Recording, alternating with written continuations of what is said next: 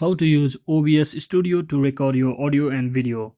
So let's get started. First thing first, just head over to your OBS Studio application, and once inside here's as you can see I've already enabled the display capture mode, which is actually capturing my screen. So if I wait to turn this I button off, it will disable it. So you can basically tap on this plus icon and click on this display capture button over here to simply start a new display capture button or display mode if you haven't enabled it already, which is basically capturing my screen currently. You can also lock or unlock this feature over here, that is to lock or unlock your screen resolution.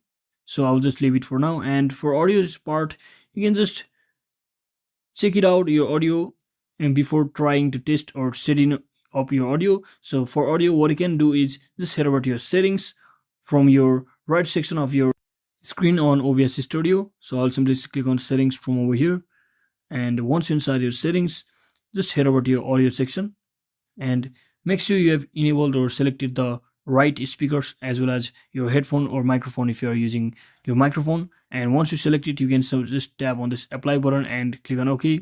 And for video as well, you need to adjust some aspect ratio based on your PC or laptop. So that is it, guys. Thanks for watching. Don't forget to like and subscribe to the channel. See you on the next one.